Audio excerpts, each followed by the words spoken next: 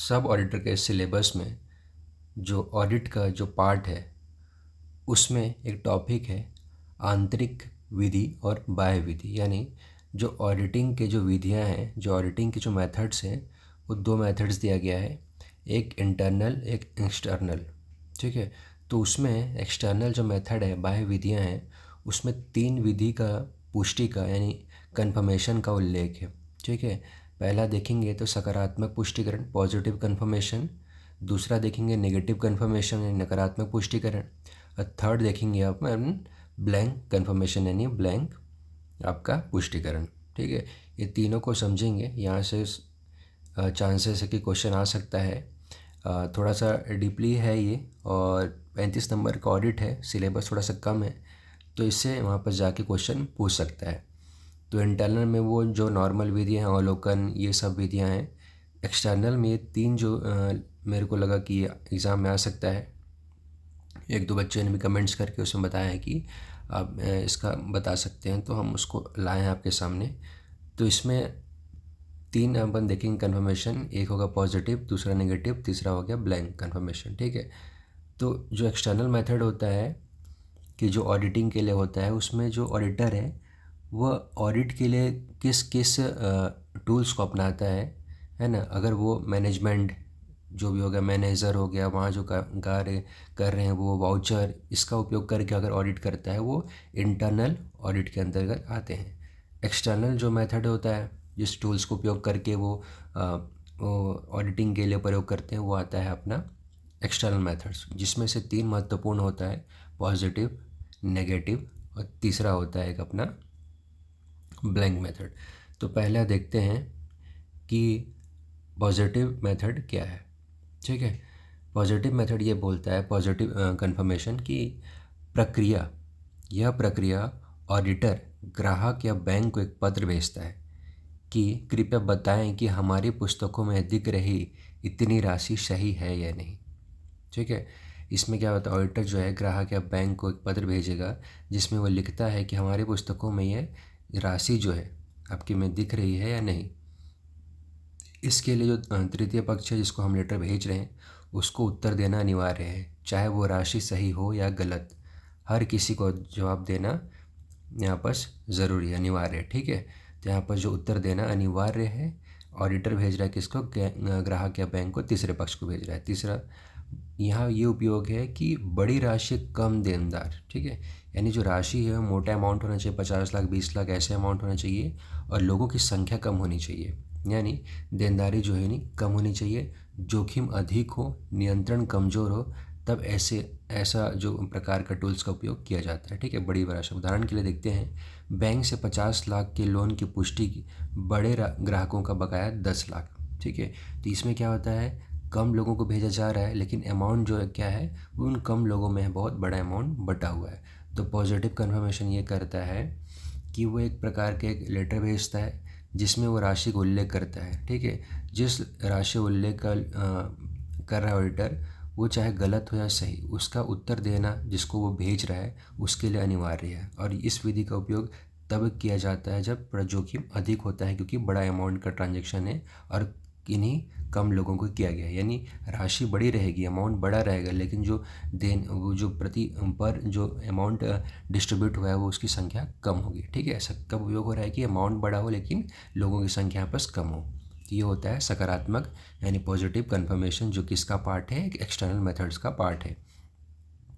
दूसरा देखेंगे हम नेगेटिव कन्फर्मेशन। ठीक है, नेगेटिव कन्फर्मेशन क्या करता है, यह प्रक्रिया पत्र भेजा जाता है, इसमें ऑडिटर जो पत्र भेज रहा है, यदि आपको राशि गलत लगे तभी लिखिए, यदि कोई उत्तर नहीं देंगे तो हम राशि सही मान लेंगे।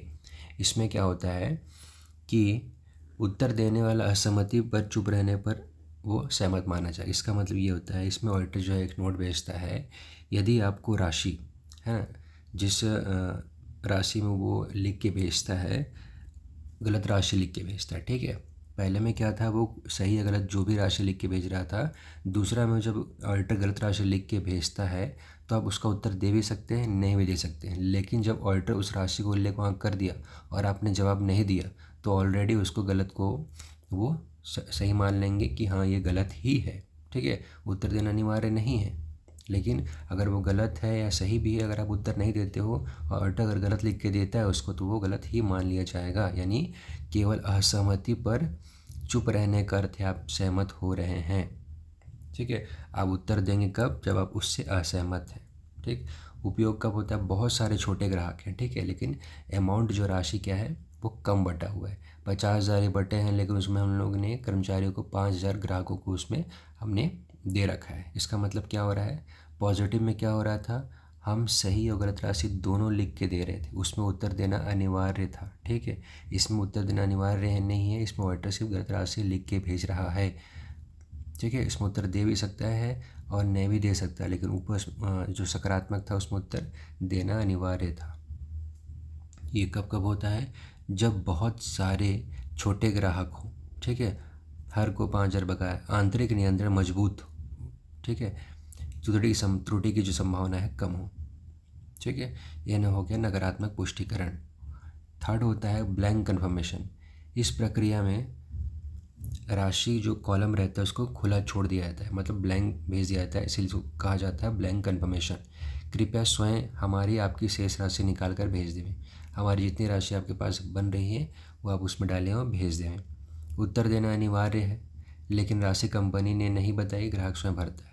यह पॉजिटिव जो कन्फर्मेशन है उसका ये पार्ट है, क्योंकि इसमें उत्तर देना अनिवार्य है। किसी प्रकार का डिफरेंस बस ये है कि इसमें किसी प्रकार राशि लिखा नहीं रहता है, कन्फर्मेशन का पार्ट है, लेकिन कन्फर्मेशन में जो राशि है सही या गलत लिखा रहता है।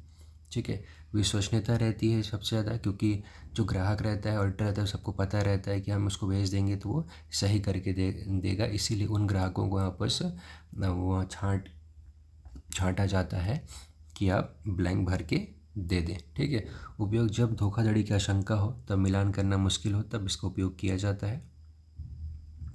उदाहरण, संदिग्ध लेन देन वाले कुछ चुनिंदा ग्राहकों को भेजें, आप बताएं कि आप हमारे पर कितना बकाया है।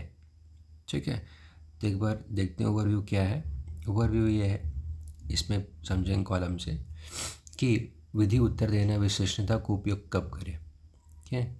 ठीक है, विधि उत्तर देना विश्वसनीयता उपयोग कब उपयोग करें। क्या होता है? पॉजिटिव वाला क्या था?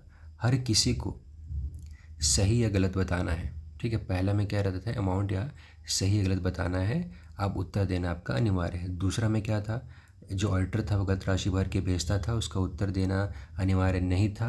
अगर ऑडिटर गलत राशि लिख के भेजता है, आप उत्तर नहीं देते हैं, तो वो उसको गलत ही मान लेगा। ठीक है, अगर आपको लगता है गलत है तो आप उसका उत्तर दीजिए। तीसरा क्या होता था? एक ब्लैंक यानी वो जो अमाउंट का कॉलम रहता था उसको ब्लैंक छोड़ देता था कि आप खुद से भरिए, आप बताइए कि हमारा आपसे कितना लेन देन है, कितना आपका लेना बचा हुआ है, कितना आपको देना बचा हुआ है। ठीक है, तो इसमें यही बताना चाह रहा है कि हर किसी को सही गलत बताना, अधिक बड़ी राशि या कम संख्या। ठीक है, पहला जो है अमाउंट बड़ा बढ़ रहा था लेकिन कम लोगों में बढ़ रहा था। ब्लैंक वाला क्या था?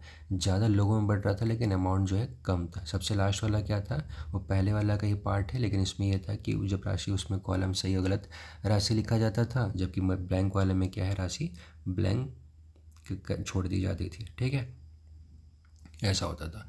तो बाह्य विधि जो एग्ज़ाम में यहाँ से पूछ सकता है, ये थोड़ा सा डीपली है, थोड़ा सा डीप है, लेकिन पूछने की संभावना इसीलिए है क्योंकि ऑडिट का जो सिलेबस और छोटा है, लेकिन नंबर जो है 35 नंबर का है, तो यहाँ से क्वेश्चन पूछ सकता है। ठीक है, आप इसको एक बार देख सकते हैं। नोट्स के लिए आप टेलीग्राम ज्वाइन कर सकते हैं या कमेंट्स करके आप पूछ सकते हैं, हम नोट्स आपको प्रोवाइड करा सकते हैं। ठीक है, तो आप इसको अच्छे से देखिए, यहाँ से एक क्वेश्चन बन सकता है। धन्यवाद।